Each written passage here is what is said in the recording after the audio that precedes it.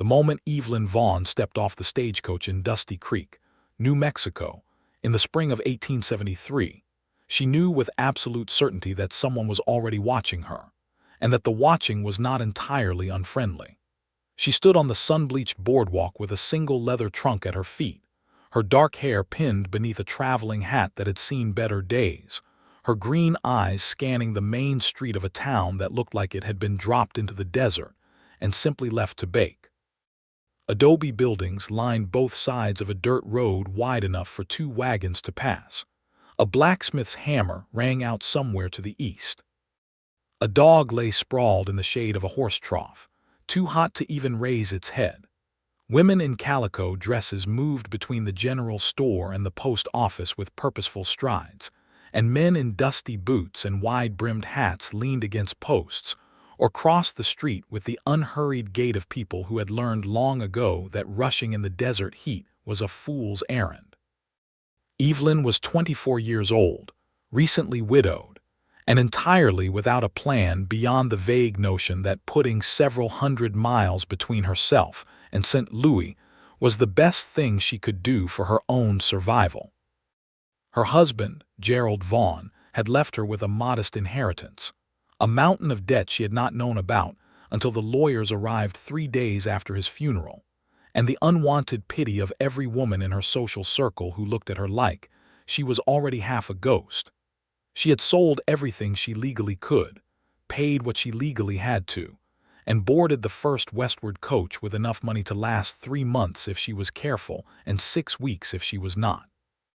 Dusty Creek had been chosen for a reason she could no longer fully articulate.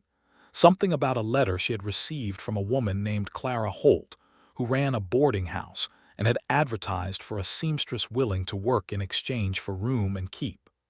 The letter had arrived at Evelyn's mother's address on a Tuesday morning in February, and by Thursday afternoon Evelyn had written back and made the arrangement. It was impulsive and probably reckless, and it was the first decision in 3 years that had felt entirely her own. She lifted the trunk herself, because she had been lifting her own things for 6 days of hard travel and had no intention of waiting for someone else to do it, and turned toward the row of buildings to figure out which one might be the boarding house. "That trunk is going to leave a mark on your shoulder." The voice came from her left. She turned and found a man leaning against the side of the stagecoach depot, one boot crossed over the other at the ankle, arms folded, a dark brown hat tilted just low enough to suggest he was not trying to be seen watching. He was somewhere in his late 20s, she guessed, with a jaw that carried 2 days of dark stubble and eyes that were an unexpected shade of gray, almost silver in the bright New Mexico sun.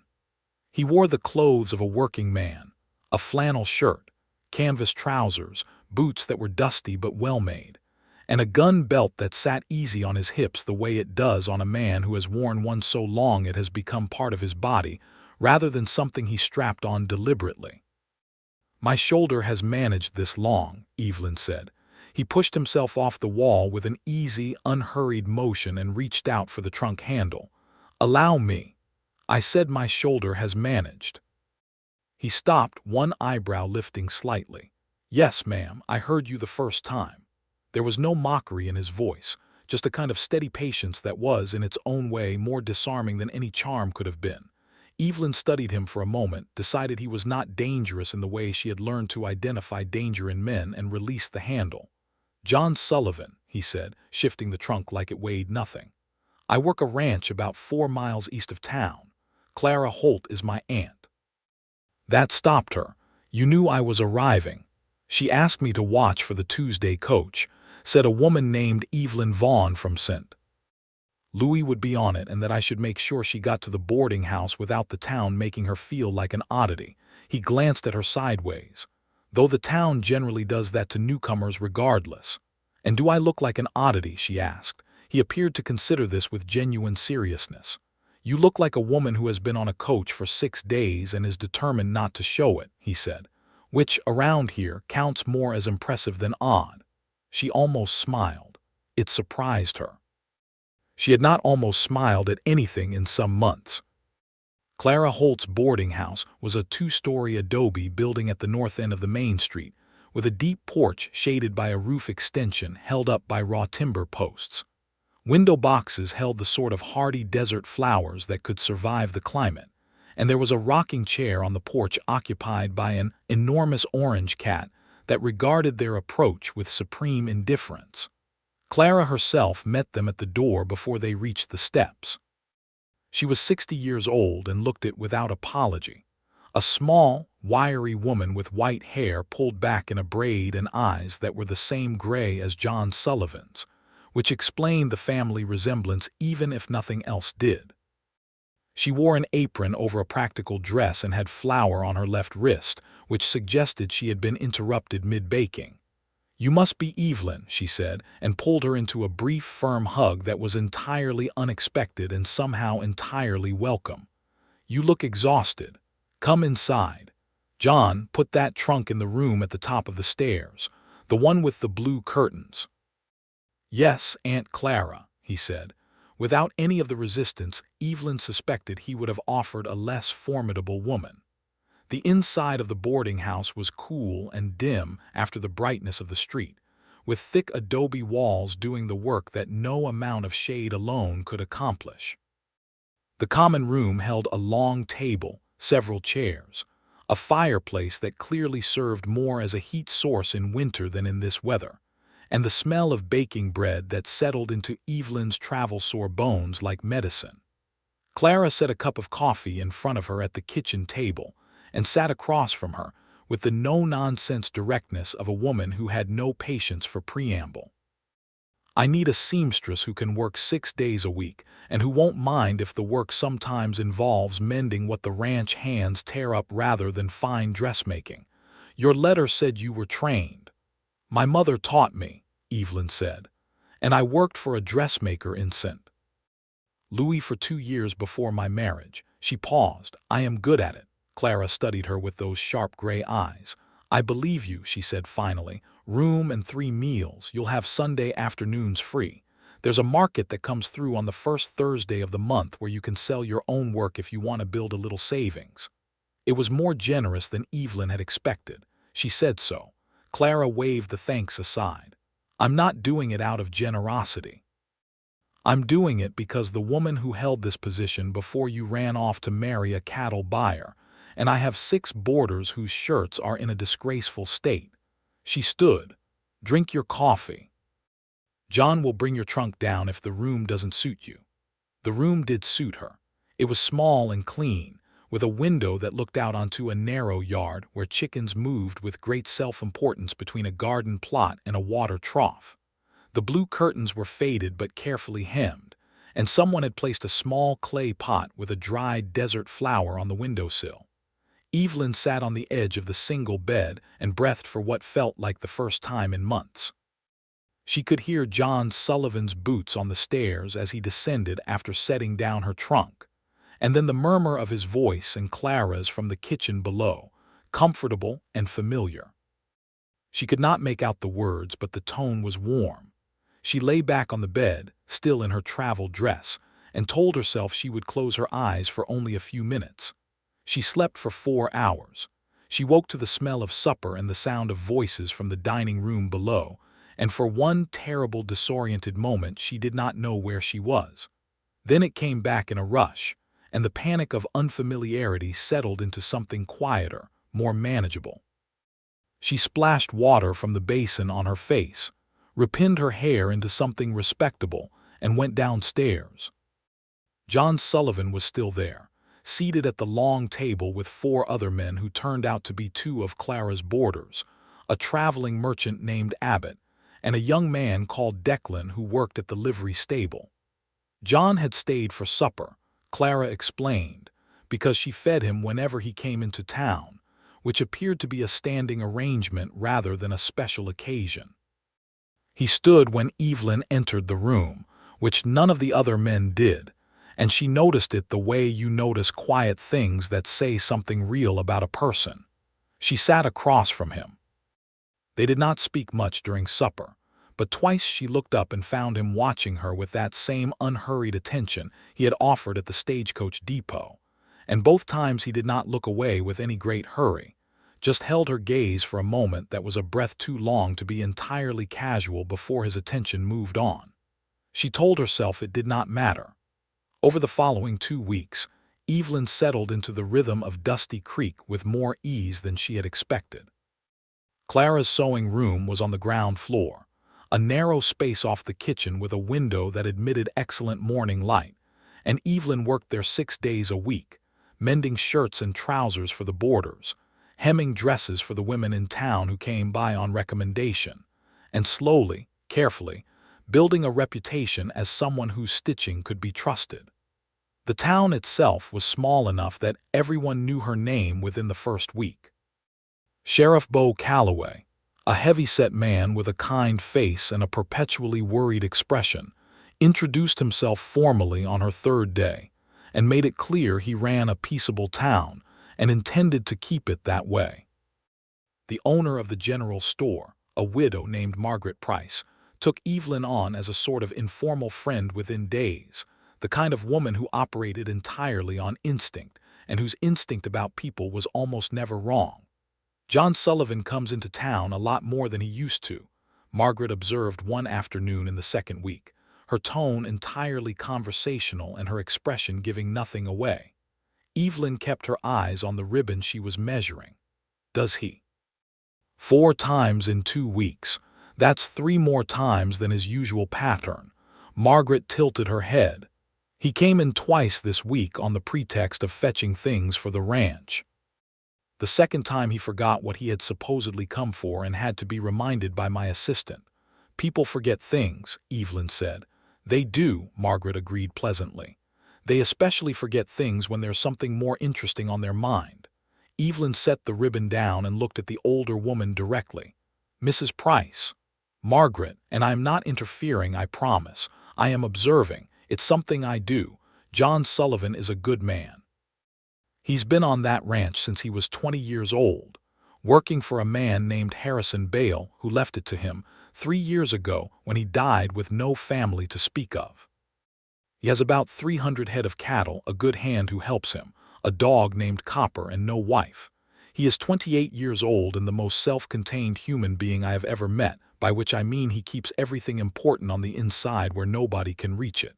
He has a habit of showing up at Clara's a lot more than his usual pattern." She smiled. "I thought it was worth mentioning." Evelyn said nothing for a long moment. Then quietly, "I am not looking for anything like that." "Most people aren't," Margaret said, "right up until they are." It was on a Thursday, the first Thursday of the month, that everything changed in the small, decisive way that real things tend to change, not dramatically but permanently. The monthly market set up along the main street in the early morning, before the heat had fully committed to the day. Evelyn had spent the previous 3 evenings finishing a quilt, a practical thing in deep blue and cream, that she had made from fabric remnants accumulated over her first 2 weeks, and she set it out on a table at the edge of the market with 3 hand-embroidered handkerchiefs, and a repaired lace collar she had bought from the ragman and restored to something beautiful. John Sullivan appeared at her table shortly after 9 in the morning, which meant he had come into town specifically for the market, which meant he had known she would be there. He stood looking at the quilt with the serious attention he gave everything, running one finger along the stitching as if testing its integrity. "This is very good," he said. "Thank you. I mean it as a genuine observation, not a compliment designed to make you feel good." "I know," she said. "That's why I thanked you for it." He looked up at her then, and something in his expression shifted. Something that had been carefully held in check moved slightly, like a door opening just a fraction. "There's a place about a mile east where the creek runs deep enough to stay cool even in this weather," he said. "It's pleasant in the evenings. I sometimes ride out that way after the day's work is done." A pause. "It might be a good way for you to see some of the country that doesn't look like a main street." It was one of the more carefully indirect invitations she had ever received. It was also, she realized with a small internal surprise, one of the most genuinely appealing. "I don't have a horse," she said. "I have 2. One of them is extremely well-mannered. And the other one, that one's mine." She sold the quilt before noon to a rancher's wife who handled it the way you handle something you know is worth more than the price. The handkerchief sold by midday, and the lace collar sold to Margaret Price, who claimed it was exactly what she had been looking for, which Evelyn was reasonably certain was not entirely true but was kind nonetheless. She met John at the edge of town that evening, an hour before sunset, and he helped her onto a bay mare named Clementine, who was exactly as well-mannered as advertised. He rode a black gelding with a white blaze that watched the world with alert, opinionated eyes. They rode east along a trail worn smooth by cattle and horses, through country that was raw and spare, and in the particular slanted light of the approaching evening, genuinely beautiful. The creek appeared at the base of a shallow draw, narrow but clear over smooth pale stones, shaded by cottonwood trees whose leaves moved in a way that seemed impossible given the stillness of the air everywhere else. They dismounted and let the horses drink, and then they sat on the bank without speaking for a long time, which was itself a kind of conversation. "Do you miss St. Louis?" he asked eventually. "Parts of it," she said honestly. "The way the river looks in autumn. The smell of the bakeries on Sunday morning." She paused. "Not most of it. Was it difficult leaving?" "Less difficult than staying would have been." He absorbed this without pressing it. "The ranch gets lonely sometimes," he said, which felt like a reciprocation, an honest thing offered in exchange for an honest thing. "Not often. The work fills most of the space, but sometimes in the evenings it does." "Do you ever think about leaving?" "No," he said simply and finally. "This is where I belong. I knew it the first time I worked this land. Some people take a long time to find where they fit. I was lucky enough to find it early." She looked at his profile in the fading light, the strong line of his jaw, the way he held himself with a kind of internal stillness that she had noticed from the very first day and could not stop noticing. He was not a man who performed himself for an audience. He simply was what he was, without decoration or apology, and there was something in that she had been hungry for without knowing it. "What about you?" he asked, looking at her now. "Where do you fit?" She considered this properly before answering. "I'm not sure yet," she said, "but I think I'm getting closer." His eyes held hers in the dusk, and the moment stretched and breathed and settled into something that was not quite a beginning, but was the space just before one. They rode back to town in the last of the light, and he walked her to the boarding-house door and said good night with the particular care of a man who is holding something important and trying very hard not to drop it. She went upstairs and sat at her window and watched the darkness settle over the desert and thought about silver-gray eyes and the way a silence can say more than a conversation. June arrived with a heat that pressed down on the town like a hand, and with it came a complication in the form of a man named Hollis Crane. Crane was a land broker, which in 1873 in New Mexico territory meant something that was technically legal and practically predatory. He arrived in Dusty Creek in a good suit that was already wilting in the heat, with a manner that was all easy confidence and a smile that never quite reached his eyes. He was buying up land in the area, small parcels and large ones, he said, representing an Eastern Railroad company that was making preliminary surveys for a possible route through the territory. He took a room at Clara's boarding house because it was the only establishment in Dusty Creek that offered accommodation, and his presence altered the atmosphere of the place the way a stone thrown into still water alters everything, in widening circles. Within 3 days, it became apparent that Crane's interest was not limited to land. He noticed Evelyn in the way that certain men notice women who are alone in the world, with an eye toward their vulnerability rather than their person. He was never rude, never overtly inappropriate, but he was persistent in the slow, calculated way of someone who has patience as a strategy. "You are a woman of unusual capabilities, Mrs. Vaughn," he said one morning over breakfast, which she could not avoid since they ate at the same table. "It seems a shame to spend them mending ranch hands' shirts." "I find the work satisfying," she said, "but surely you have ambitions beyond this." He gestured vaguely at the boarding house, the town, the general smallness of the world they were currently inhabiting. "My ambitions are my own business, Mr. Crane," she said pleasantly, and returned her attention to her coffee. He was not discouraged. He pressed his attentions in the way that some men do, not aggressively but steadily, like water wearing at stone, and it made Evelyn tired in a way that had nothing to do with the heat. John Sullivan came into town on a Friday in the second week of June, and something in his face when he encountered Crane at the boarding house told Evelyn that the two men had a history, or at least that John had a knowledge of Crane that preceded this particular meeting. They exchanged formal pleasantries in the hallway, but the undercurrent was not friendly. She asked John about it later, when they had slipped out of the boarding house to walk to the end of the main street and back in the early evening, which had become a comfortable habit. "Crane's company has been approaching ranchers east of here," John said, "offering prices for land that sound fair until you read the contracts, and then they don't say what the verbal offer said. Two ranchers I know signed papers they later discovered gave the company the right to redirect water access." His voice was flat with controlled anger. "Without water access, the land is worthless for grazing."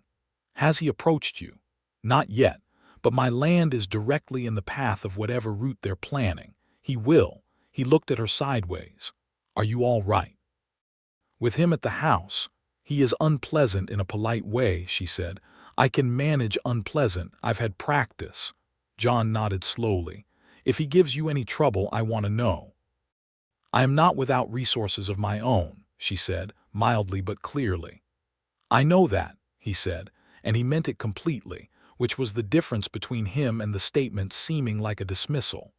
The confrontation between John and Crane came not over water rights or land contracts but over Evelyn, which was both unexpected and, in retrospect, entirely predictable.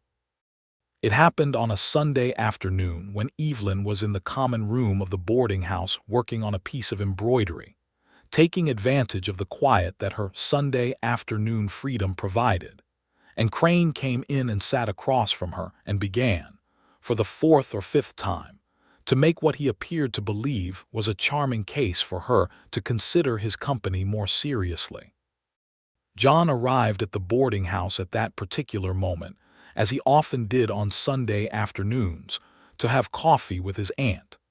He appeared in the doorway of the common room, took in the scene, and something in his expression went very still and very decided.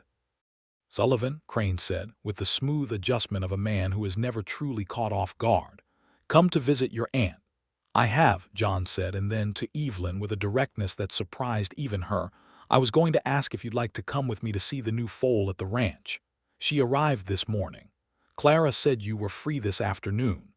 It was not the most graceful rescue in the history of the West, but it was sincere, and sincerity counts for more than grace in the practical world.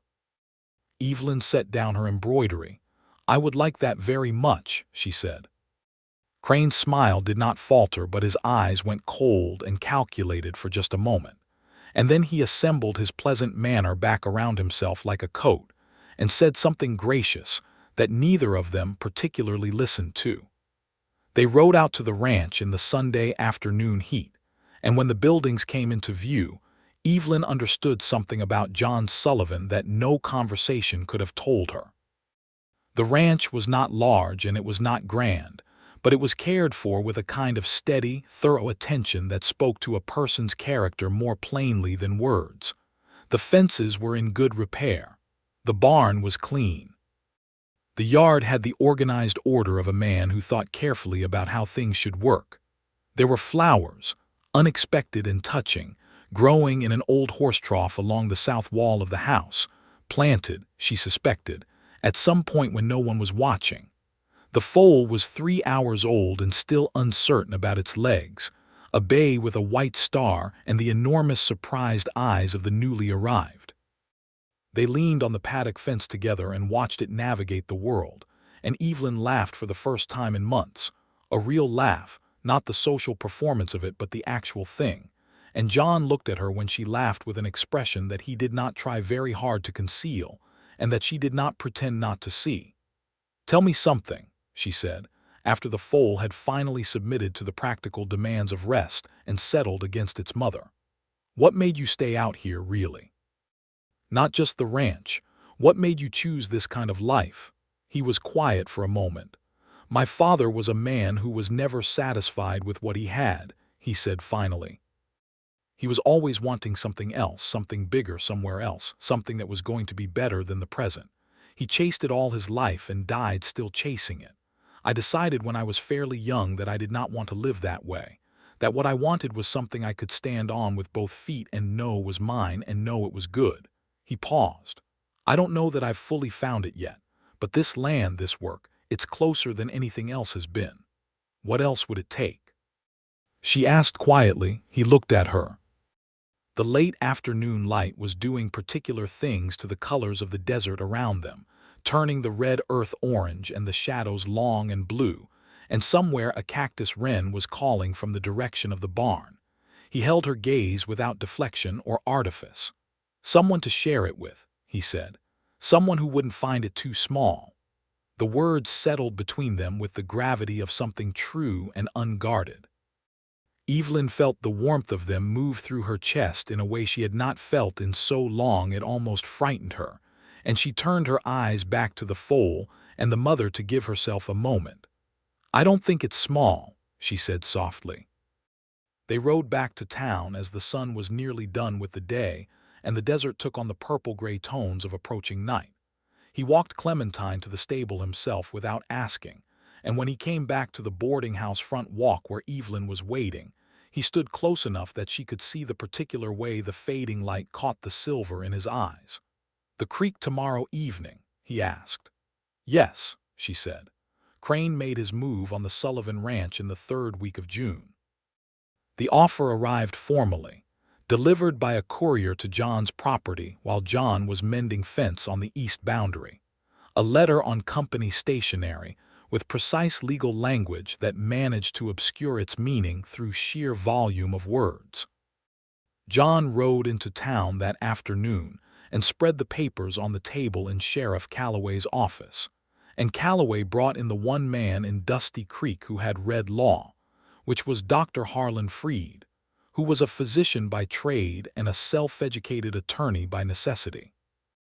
Evelyn was there because John had come to get her, simply and directly, appearing at the boarding house door and saying, "I could use someone sensible to read this with me," which was one of the more straightforward expressions of trust she had ever received. They spent 2 hours going through the contract. Dr. Freed found 3 separate clauses that would have transferred water rights, mineral rights, and right of first refusal on adjacent properties from the landowner to the company, while the language on the surface made it appear to be a standard land sale. "This is not legal in the territory as currently governed," Freed said, removing his spectacles and rubbing his eyes. "But it would take a court in Santa Fe to say so, and by the time that happened the company would have the deed and would have moved on." John sat across the table, his hands flat on the papers, his expression composed over what Evelyn could see was a controlled anger. "What do I need to do? Don't sign anything. And tell every rancher you know who has been approached to bring their papers to me before they sign." Freed replaced his spectacles. "Crane is leaving at the end of the month. If no one in this area has signed, his company has no foothold here." John nodded slowly. He looked at Evelyn, who had been quiet throughout the reading, and she met his eyes and said what she thought needed saying. "He'll try pressure before he leaves," she said. "He doesn't seem like a man who accepts no answer gracefully." "No," John agreed. "He doesn't." She was right. The pressure came in a less dramatic form than confrontation, which was itself a kind of pressure. Crane began a campaign of small, strategic undermining, telling people in the town that Sullivan's land was likely sitting on a contested title, going back to land grants under the previous Mexican territorial administration, that a savvy person would want to know whether the claim would hold in the current legal climate, that he was only mentioning it because he hated to see a man build a life on uncertain ground. None of it was provable, and none of it was outright false enough to be called a lie, but it was designed to plant doubt. John's ranch hand. A man named Pete Alvarez, who had worked the place since before Harrison Bale left it, and whose family had been in New Mexico for 3 generations, took the rumors personally and furiously, and made his feelings known at the saloon with the kind of loud clarity that led to 2 broken glasses and a very uncomfortable evening for Holly's Crane, who had misjudged the loyalty of the community he was trying to exploit. Clara Holt, for her part, made it known that if Holly's Crane chose to seek accommodation elsewhere for the remainder of his stay, she would not object, and said it to his face with the particular directness of a woman who has outlived every social pressure that could be applied to her. Crane left at the end of June, 4 days before his stated schedule. He shook hands with the sheriff, said his goodbyes to no one in particular, and climbed into the northbound coach with the air of a man who had simply decided to focus his attentions elsewhere. Evelyn watched from the window of the sewing room and felt the tension she had been carrying in her shoulders for weeks release all at once, like a rope going slack. It was the following Sunday that John Sullivan appeared at the boarding house door, hat in hand, his face carrying an expression of careful determination that she had not seen from him before. "I would like to speak with you," he said, "properly, if you have time." Clara made herself invisible with the discretion of a woman who had been managing the private lives of her household for decades, and they sat across from each other at the kitchen table, with the afternoon light coming through the window and the cat from the front porch installed on the floor between them as a sort of uninvested witness. "I want to say something clearly," John began, "and I want to say it now before I talk myself out of it, which I am capable of doing." She folded her hands on the table and waited. "When you came off that coach in April," he said, "there was something about you that stopped me. Not the way you looked, though I noticed that too. It was the way you carried your own trunk and the way you spoke to me and the way you were not trying to be anything other than exactly what you were, even after 6 days on a coach and whatever else you'd been through before that. And over these last months, everything I've seen of you has only made it worse." He paused. "By worse I mean better, I mean more certain." "I understand what you mean," she said softly. "I'm not a man of large words," he continued. "I'm a man who works land and keeps his word and gets up early and goes to sleep tired and does it again. I don't have wealth to offer.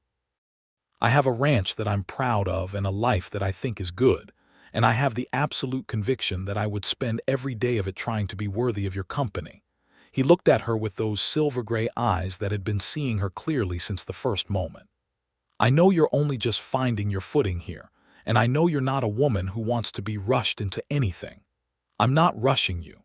I'm just telling you what's true, because I believe you deserve honesty more than strategy."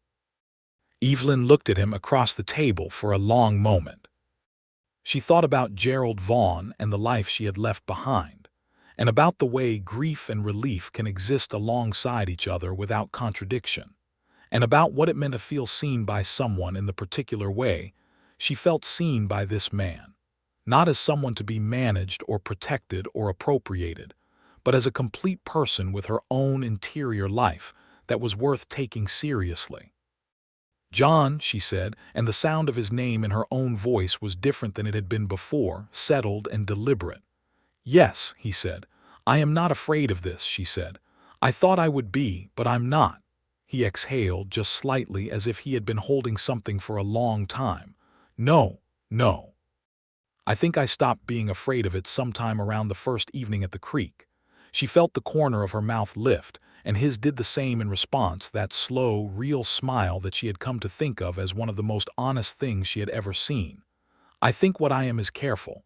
I don't want to make a decision from need. I want to make it from wanting." "Those are different things," he agreed.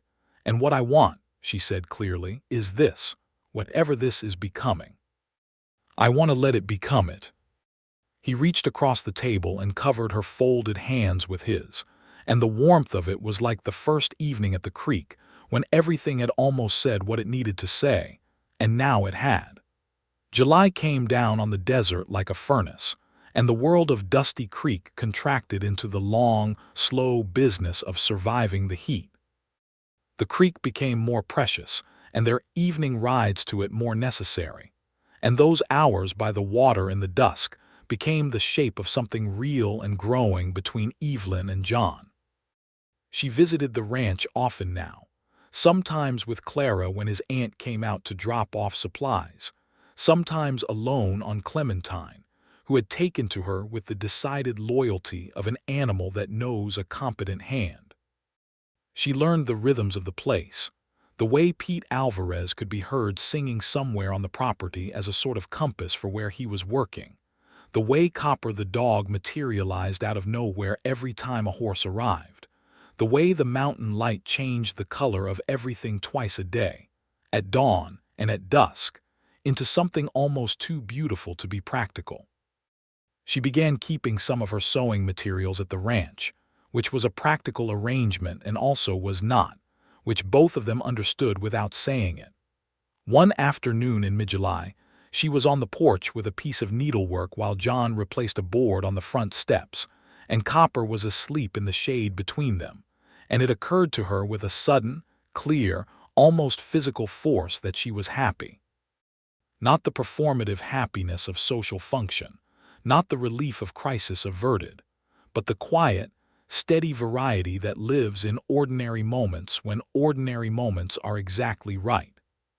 She looked up from her work and found John looking at her, his hammer in hand, with the expression of a man who has seen something that confirms what he already knew and is grateful for the confirmation. "What?" she said. "Nothing," he said. "Just watching you." "That's your habit," she said. "It is," he agreed, entirely unrepentant. She threw her spool of thread at him, which he caught one-handed, and they both laughed, and Copper opened one eye and closed it again with the air of an animal accustomed to people behaving inexplicably. August brought the first letter from her mother in St. Louis. Evelyn's mother was a woman of precise opinions and considerable emotional intelligence, and the particular combination of the two that manifests as worry expressed through practical suggestion.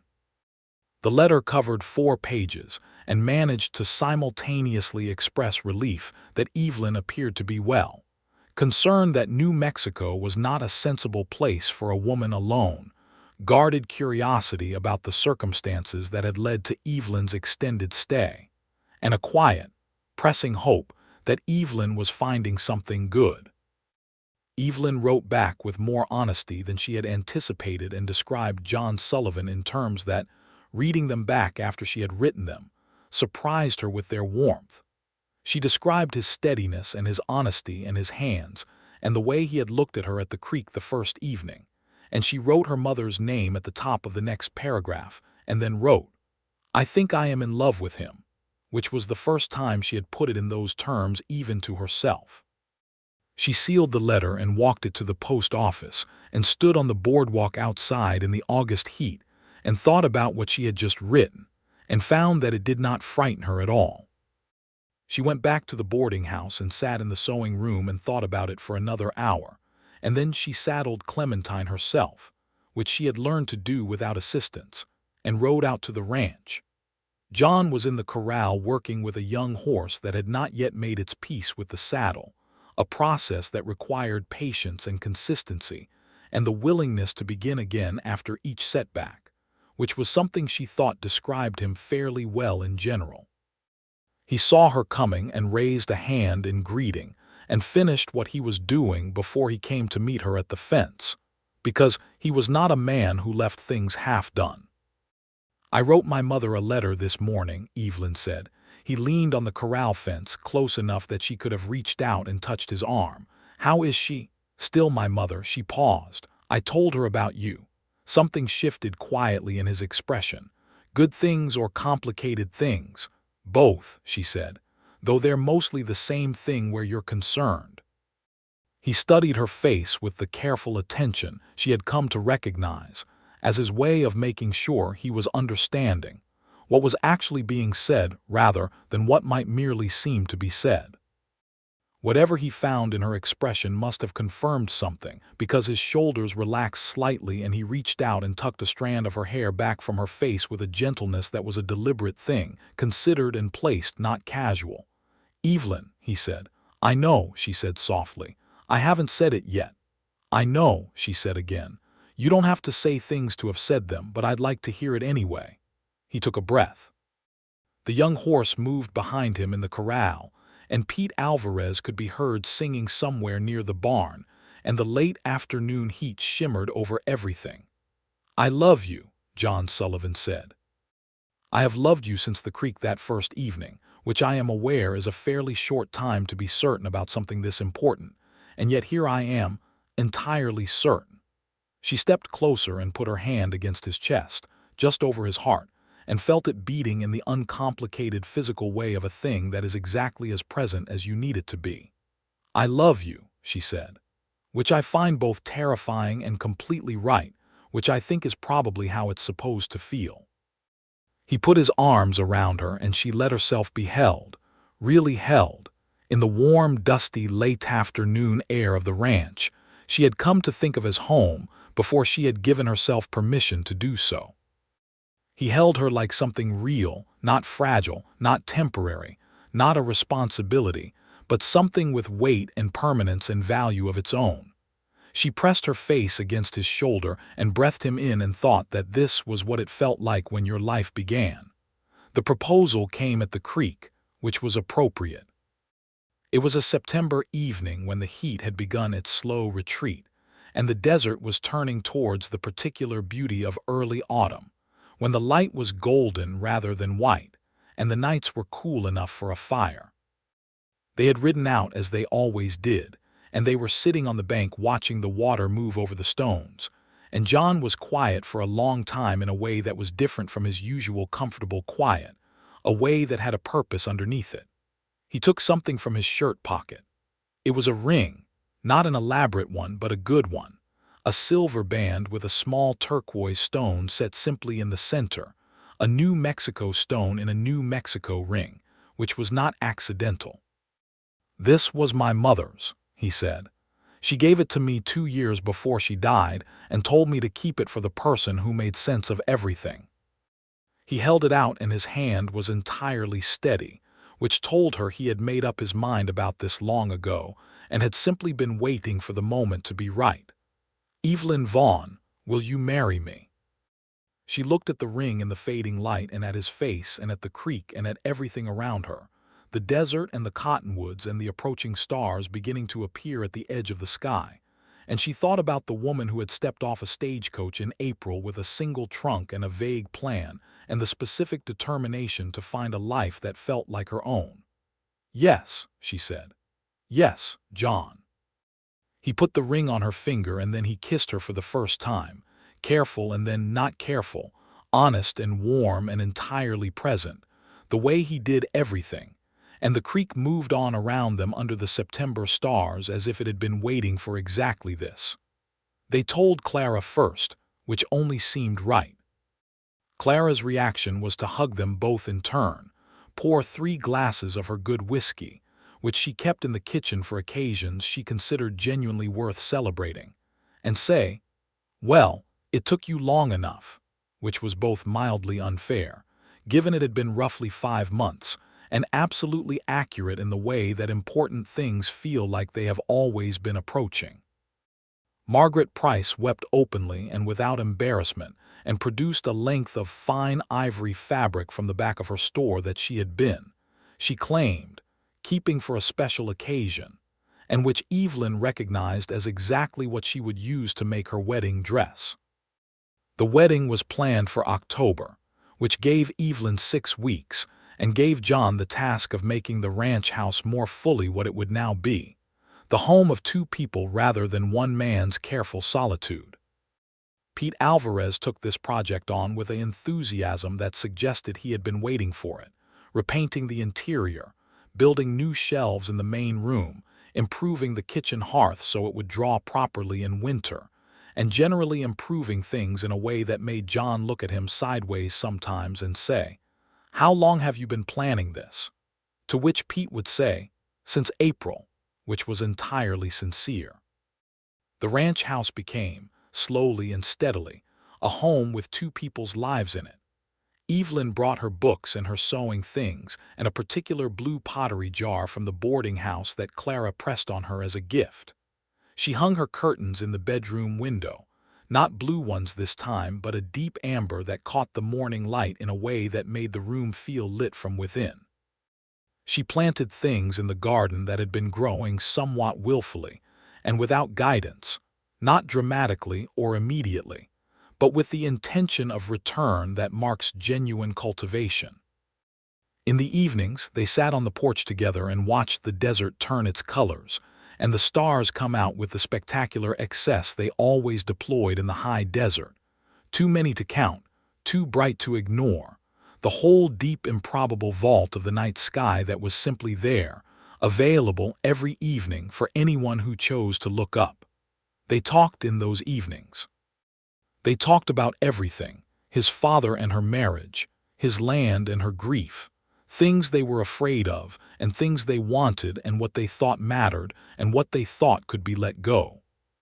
It was the kind of talking that builds a life out of two separate ones, the work of learning a person from the inside rather than the surface, and it was the best work Evelyn had ever done. The wedding took place on a Saturday in October. The ceremony was held outside, as was often done in the territory when the weather permitted, with Sheriff Calloway presiding in the capacity that frontier law allowed him to.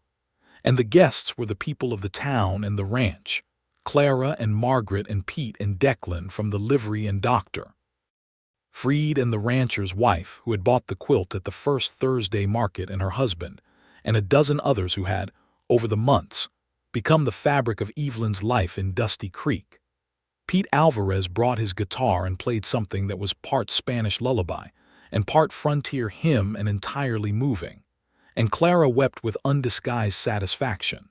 And Copper sat at John's feet through the whole ceremony, with the gravitas of an animal who understood the importance of the occasion. Evelyn wore the dress she had made from Margaret's ivory fabric, simple and well cut, with embroidery at the collar and cuffs that she had done herself in the evenings, small desert flowers, tiny cactus blooms and stars, because she was who she was, and that did not change because of the occasion. It simply incorporated the occasion. John looked at her when she came to stand beside him, and his expression was the one she had come to know as his most true, the one where everything he usually kept carefully internal made its way to the surface, because the particular moment was worth it. He took her hand and said his vows in the steady, deliberate way. He said everything that mattered to him, and she said hers with the same steadiness, because they had both, by now, made entirely deliberate choices. When the sheriff concluded the ceremony, and they were married in the eyes of God in the territory of New Mexico, John Sullivan kissed his wife in the October sunlight with everyone they knew watching, and Pete struck the guitar again, and someone produced a bottle that was passed around with democratic generosity. And Evelyn Vaughn Sullivan stood in the desert she had arrived in as a stranger 7 months ago and felt, with complete and settled certainty, that she had arrived somewhere real. The first winter at the ranch was harder than Evelyn had expected and better than she had feared. The cold came in December with genuine intention, bringing frost on the ground that sparkled in the mornings and occasional snow that lay thin and brilliant over the desert before the sun dealt with it by noon. The work of the ranch continued regardless, because cattle do not take January into account, and John and Pete moved through the days in the particular compressed way of people who have a great deal to do and not enough hours of daylight in which to do it. Evelyn kept her arrangement with Clara through the winter, riding into town on 3 days a week to work in the sewing room on the commissions that had been building steadily since her marriage, because her reputation in the town had grown and there was more work than she could always complete in the time she had. She also kept the Thursday market as her own small commerce, selling her embroidered pieces and the occasional quilt, putting the proceeds aside with a careful intention that she did not fully articulate to herself until the spring, when the intention became a plan. The plan was a workshop. Not in the boarding house, which had always been Clara's space, but her own, attached to the ranch, a room she could work in properly with good light and enough space to spread fabric without having to clear the kitchen table. She described it to John in February tentatively, because it required money and effort, and she was not yet entirely accustomed to proposing things as a right rather than a request. He listened to everything she said, and then he said, "I've been thinking the same thing. I wanted to mention it after the winter work eased up. Pete knows a stonemason in town." She stared at him. "You had already thought of it. I knew you'd need space of your own," he said. It just made sense. She reached across the table and covered his hand with hers, and he turned it over and held hers properly, and they sat like that in the winter kitchen with the fire doing its work and copper stretched out on the hearth rug. "I love you," she said. "I know," he said. "I love you too."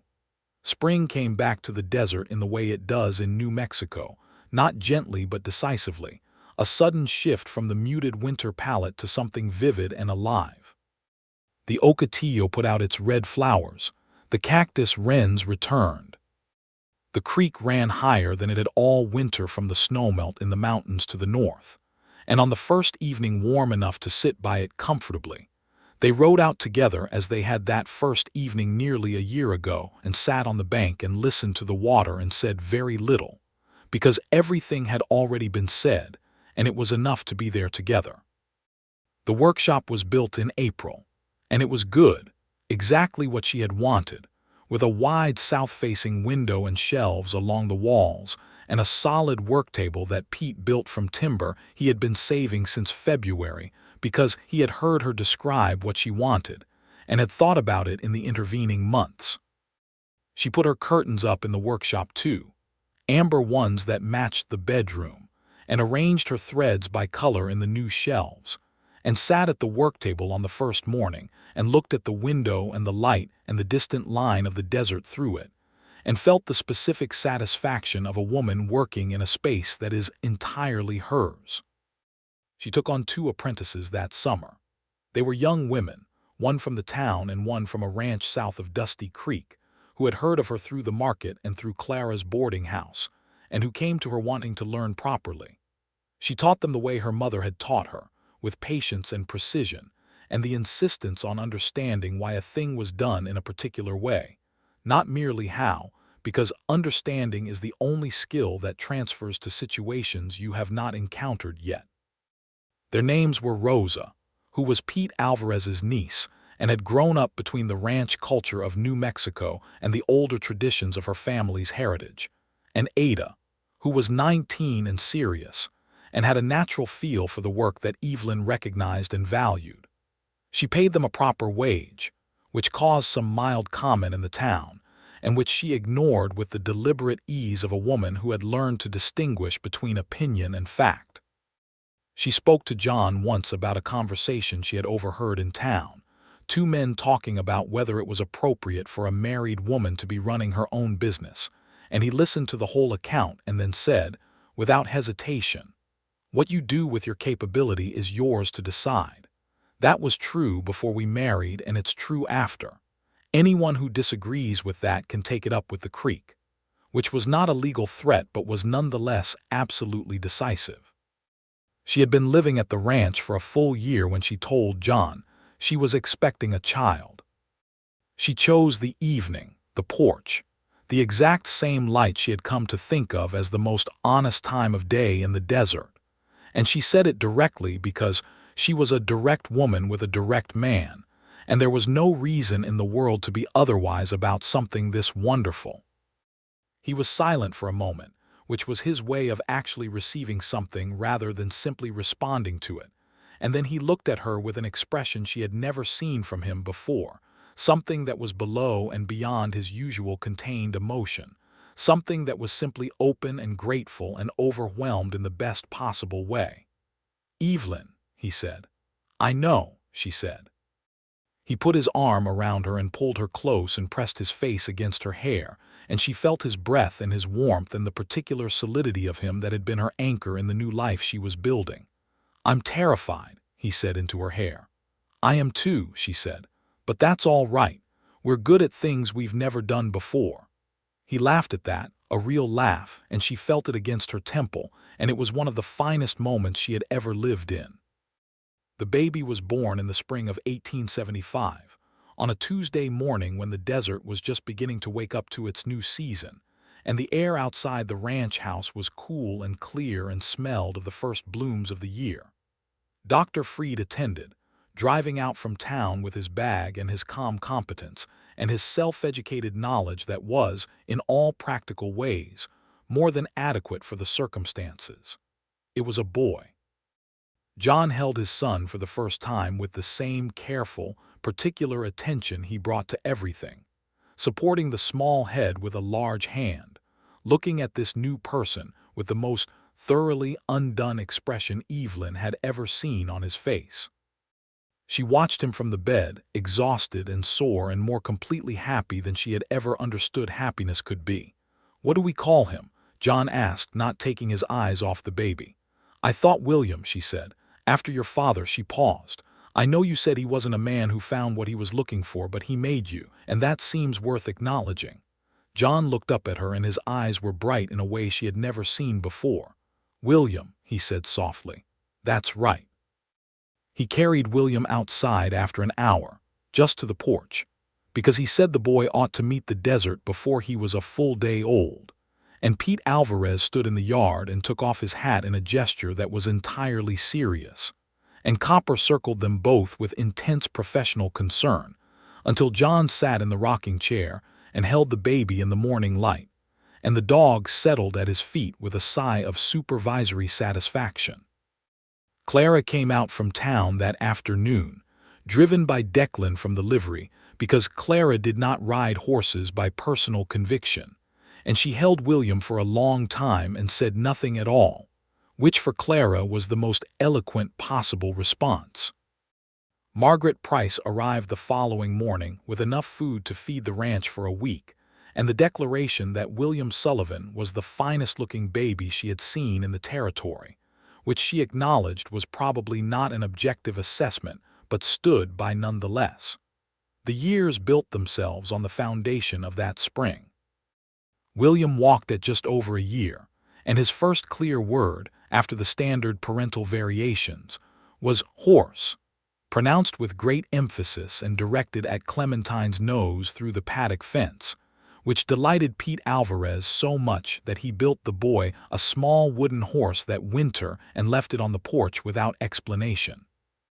Evelyn's workshop became, by 1876, a genuine enterprise. She employed Rosa and Ada and eventually a third young woman named Louisa, and the work had moved from mending and market pieces to bespoke dressmaking for women throughout the region, women who rode or were driven long distances to commission work, because word had spread in the way that genuine quality spreads, slowly and surely, and entirely without advertising. She kept a portion of every payment in a tin box in the workshop under the pretense that it was petty cash, and with the actual intention of building something that was entirely hers and that would last beyond her. She taught herself bookkeeping from a manual she ordered from a printer in Santa Fe, because she had discovered early that quality of work is only half the business and understanding the numbers is the other half, and she was not inclined to leave any half undone. John watched all of this with a steady, unqualified admiration that he expressed primarily by staying out of her way and secondarily by telling anyone who asked, without any qualification or caveat, that his wife was the best businessperson in the territory. He was not wrong. In 1877, their second child arrived, a girl they named Clara, after the woman who had placed an advertisement in a St. Louis paper and changed everything. Clara Holt herself was informed of this honor by letter because she was in Santa Fe visiting her sister at the time, and her response arrived 3 weeks later in the form of a very long letter and a hand-crocheted blanket that was possibly the finest piece of textile work Evelyn had ever seen. "I did not know she crocheted," Evelyn said. "She does everything," John said. "She just doesn't talk about it." Little Clara arrived in the world with a set of opinions she made known immediately and maintained consistently, which was a temperament that nobody in the family found difficult to identify the origin of.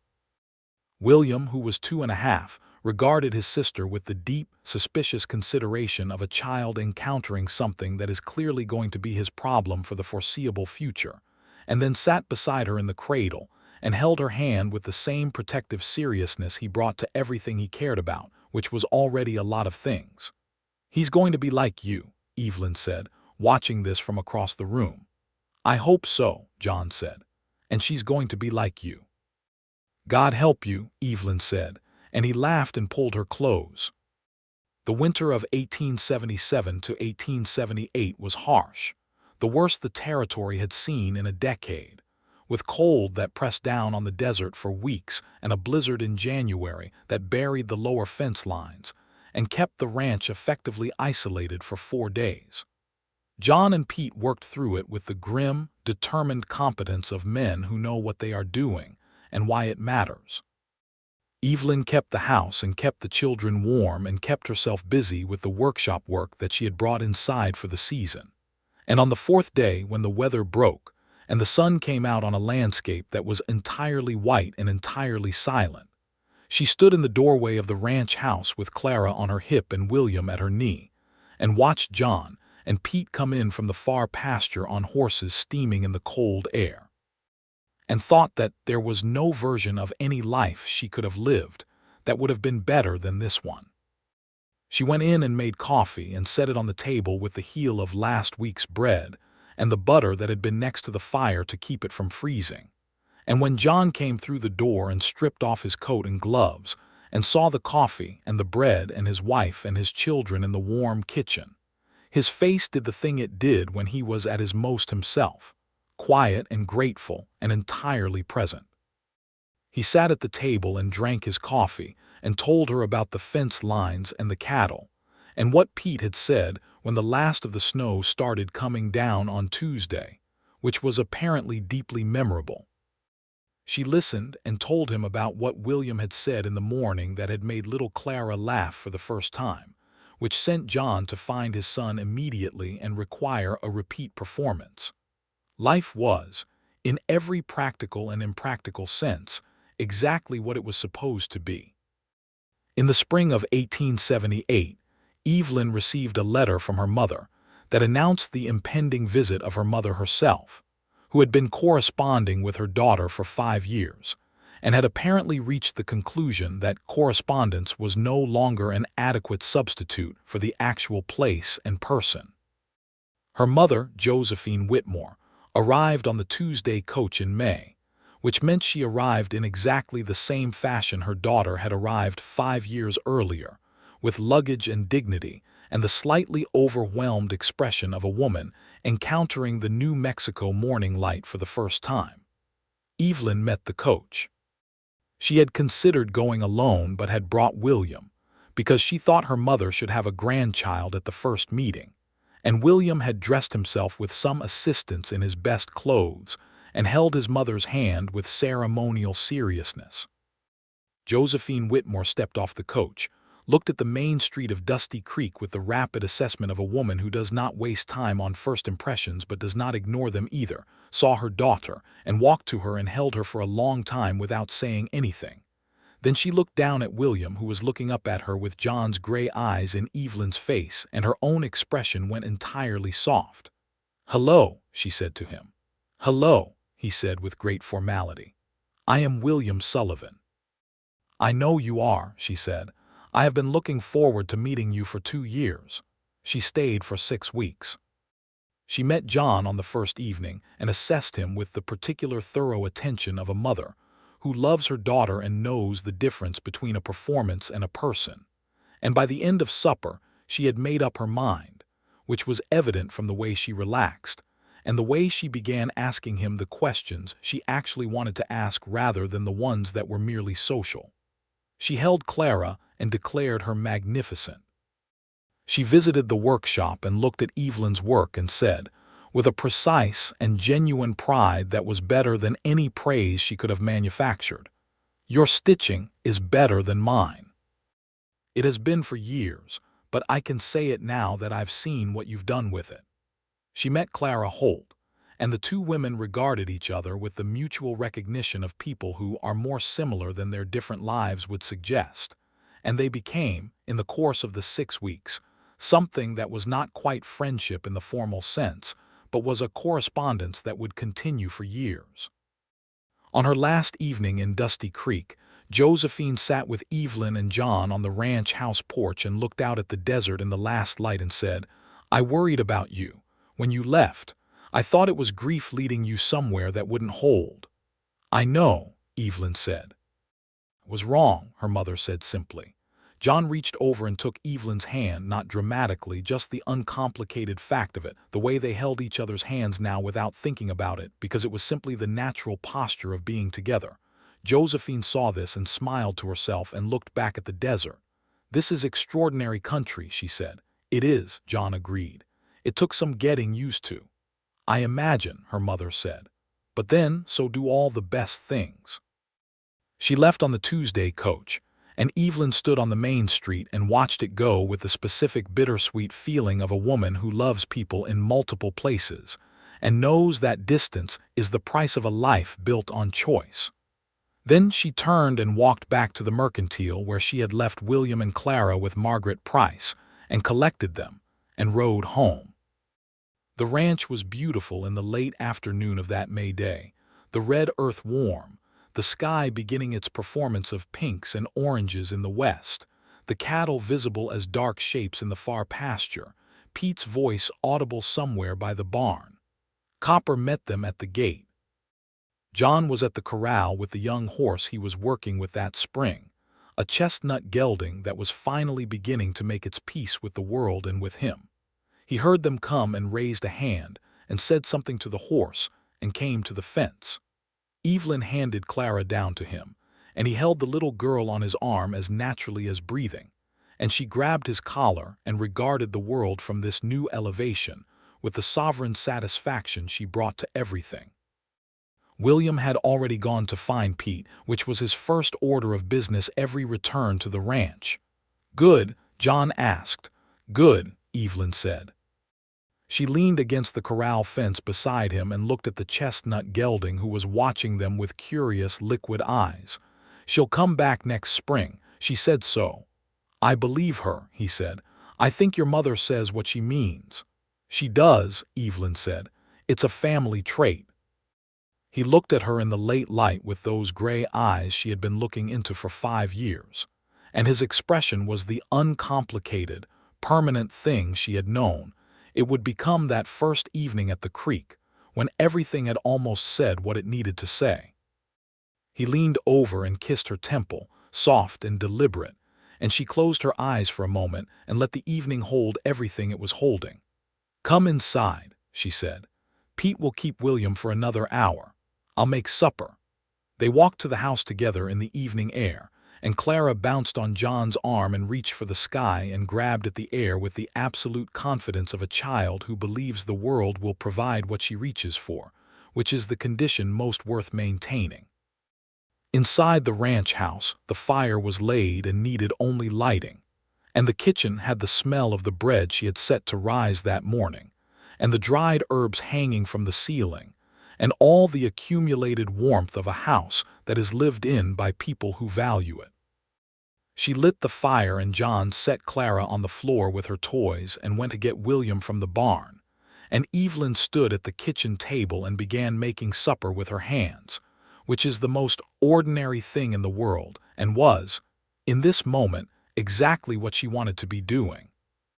She thought about the woman on the stagecoach in April of 1873, tired and uncertain, and carrying her own trunk because she had no one else to carry it for her. She thought about the creek in the first evening and the ring and the wedding in October sunlight, and the snow that came in January and William's first word and Clara's first laugh. She thought about her mother's face on the porch the previous evening and John's hand over hers in the rocking chair, the ordinary permanent fact of it. She thought about all of it, and she was grateful for all of it, even the hard parts that had been the price of arriving here, because arriving had been worth every mile. The door opened, and John and William came in together, William talking at considerable speed about something Pete had shown him with the new foal in the barn, who was old enough now to have opinions, and John was listening with real attention even as he shut the door and pulled off his hat and ruffled William's hair in the passing gesture of a father who loves his son without performing it. Little Clara on the floor looked up at the commotion and said, "Duh," which was her recent word for her father, and John scooped her up without breaking the flow of William's account, and the three of them came into the kitchen together in the warm lamplight, her family, her real life, the thing she had not known she was traveling toward when she stepped off a coach into the New Mexico spring. "What's for supper?" William asked. "Sit down and find out," she said, and he sat, and John sat across from him with Clara on his knee, and she brought the bread and the pot to the table and they ate together in the ranch house kitchen in the evening with the desert outside the window beginning its nightly display of stars. Later, after the children were in bed and the house was quiet, they sat on the porch in the dark as they always did, close enough to touch, and the sky was enormous and clear and indifferent in the way of beautiful things that do not need your attention but reward it. "I want to expand the herd next spring," John said. "Pete found a man down near Mesilla with good cattle at a fair price." "Expand how much?" "Maybe 100 head." He glanced at her. "It would be a good year for it. The winter was hard, but we came through with almost no losses. The land can support more." "Then do it," she said, "and talk to Margaret. The Mesilla rancher may want to do business with more than just cattle. She knows people down that way." "I had not thought of that," he said. "That's what I'm here for," she said pleasantly. He looked at her with the expression that was still, after 5 years, the thing she loved most about him, that particular combination of warmth and directness, and the simple, unguarded fact of how he felt about her. "Among other reasons," he said. "Among other reasons," she agreed. He reached across and took her hand, and they sat like that in the dark with the stars above them and the desert around them, and the sound of the children breathing inside the house and Copper asleep at the door, and Pete Alvarez's lamp on in the bunkhouse across the yard. Dusty Creek had become home in the way that the best homes become homes, not through the absence of difficulty, but through the accumulation of days that were worth living. The workshop would open again on Monday, and Rosa and Ada and Louisa would be there, and there was a commission from a woman in Santa Fe that was the largest Evelyn had ever taken. John would ride out with Pete at first light to check the far pasture. William would ask to come along and would be allowed to for the first mile, and then return to the yard under his own protest. Clara would assert her opinions about breakfast with the conviction of someone who has never been given reason to doubt herself. It was not a life without difficulty, or without the ordinary sorrows that come to anyone. It was not a life without the particular injustice that the West carried in its history, the displacement and the dispossession of the people whose land it had been first, the poverty that ran alongside the possibility, the ways in which not everyone who arrived with hope found what they were looking for. Evelyn thought about these things and talked about them with John on the porch nights when the conversation went long and honest, and he talked about them too with the seriousness they deserved, and they knew that living on the land as they did made them participants in a story larger and more complicated than their own. But their own story was also true. Two people who had found each other in the particular way that meant something real, who had chosen each other clearly, and continued to choose each other in the daily, ordinary way that is actually what love is when it is fully present, who had built something together on a foundation of honesty and work and the accumulated small moments that make up a life. The stars continued their business above the desert, the fire in the kitchen burned low, John was warm beside her and she was warm beside him, and everything that had needed to be found had been found. "Let's go in," she said. "Yes," he said. They went inside. The door closed behind them. The ranch was quiet under the enormous western sky, and in the morning they would be there, both of them, beginning the next good day.